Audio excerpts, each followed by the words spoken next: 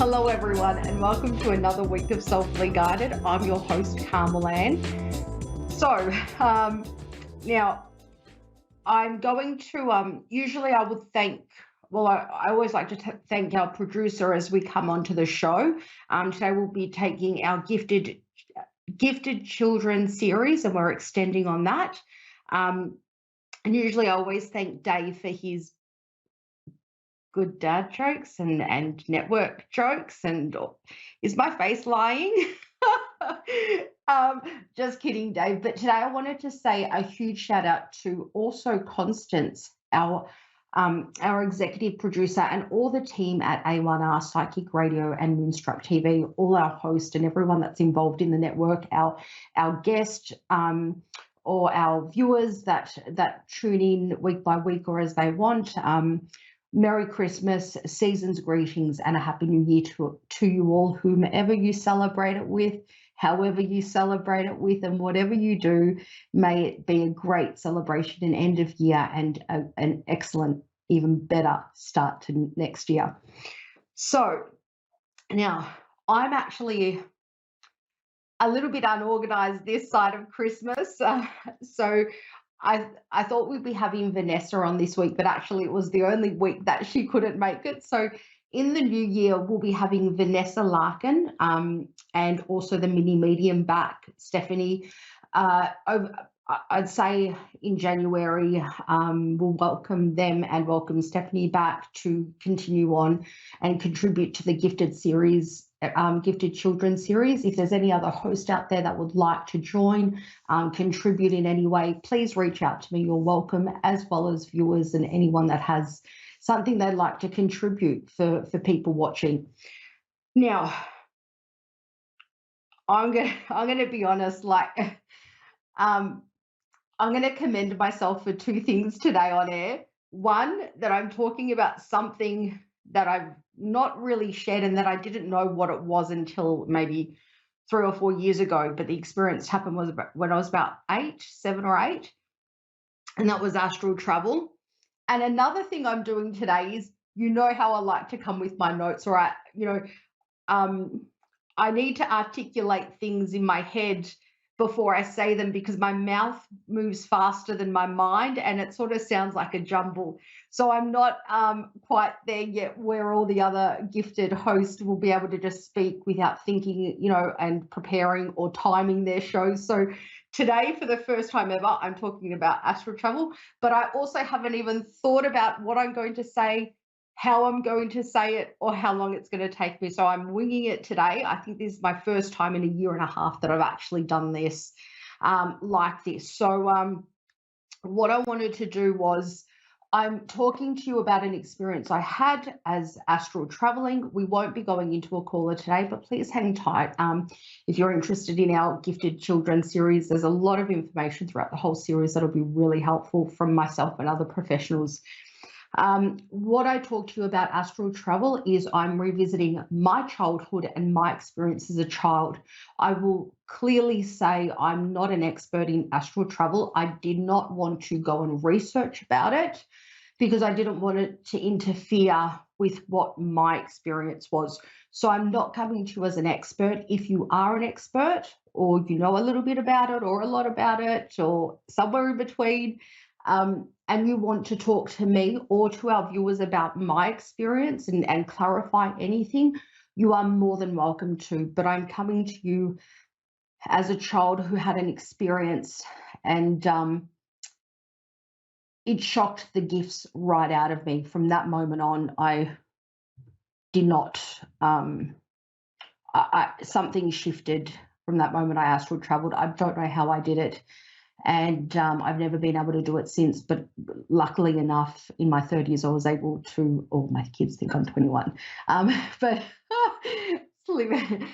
so back in my 30s, I guess I was able to reconnect with my gifts. And look, Stephanie mentioned something which we took a lot from the show that Stephanie was on, the mini medium, and it was, don't tell your kids they're crazy, and encourage and don't discourage.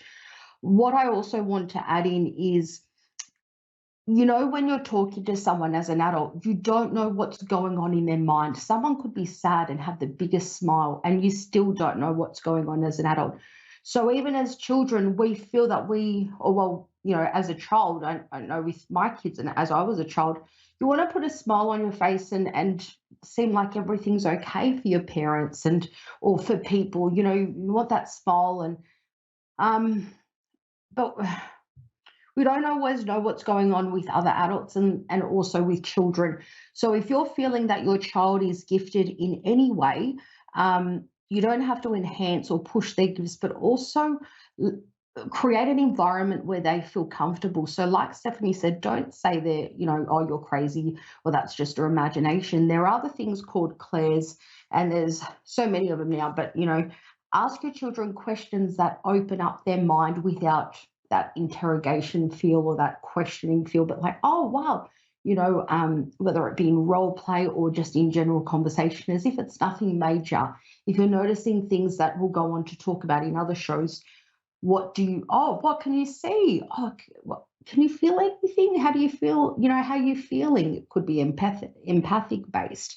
And how do you know that? Do you know that? How do you know? So encourage them in childlike ways that'll invite more conversations so that what we can't see under the surface, we're actually able to openly bring up and encourage one to feel comfortable about themselves. So my astral travel experience, I don't know I did it. I actually, as I said, I didn't even realize that was astral travel. I held this memory in me like I was this weird, awkward, what happened to me thing.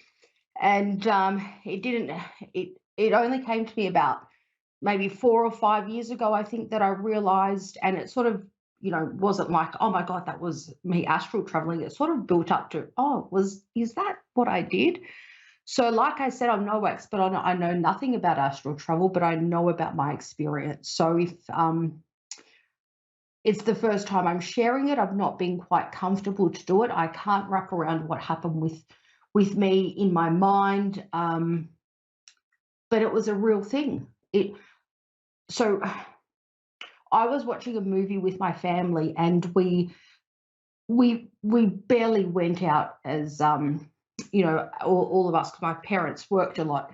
So it was a pretty special thing that we're at the movies, all four of us. And I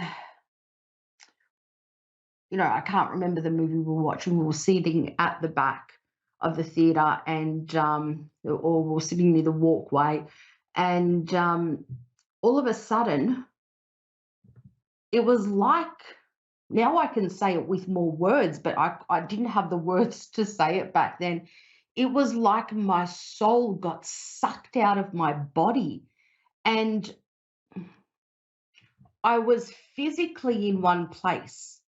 But the way that, and if you're a medium, you'd probably understand this more than I do, or maybe some of our viewers or people that haven't experienced seeing a passed over person. I saw my soul, let's say, in like as you would see someone that was passed over. So physically, I was able to control and operate my body, but I could see myself in two places. What was happening is someone began to rob our car, and I saw the whole thing. You'll remember when I said things that are so insignificant to an adult might seem really big to a child. So our car getting robbed, now it was a really old car. It was probably worth more in insurance cover than it was as an actual car. My parents never spent a lot of money on things that I guess depreciated. So it was a worthless car. However, to me, that was our family belongings. That was sacred. So out of nowhere, I don't know how it happened. I didn't try and do it. There was no cord or anything, like sometimes people say there's cord. It was just 1 minute I was there watching a movie. The next, my body was in one place, and let's say the term, my soul was in another place in the car park watching our car getting stolen. Now I could completely had control over my body. I was able to move, I was able to talk, I was able to be in two places and function spiritually in one mode, but physically and physiologically in the other. So I watched, as I was watching, I looked at my parents and I said, "What are you doing sitting there? Can't you see what they're doing? They're robbing our car." And I was going through their, I was explaining what they looked like. I was, my sibling probably won't even remember this. And I remember it because it was such a defining moment in my, oh my God, I'm weird perception of me. Oh, and we're running out of time. So, anyway, so there I was in two places at once. Thanks, Dave, for the update.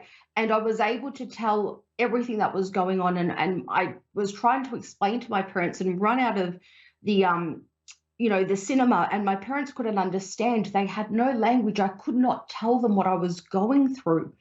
And I believe that is what astral traveling is. And I could function in two worlds. I saw myself as I said, as a medium would see a passed over loved one, and I've never been able to do it since.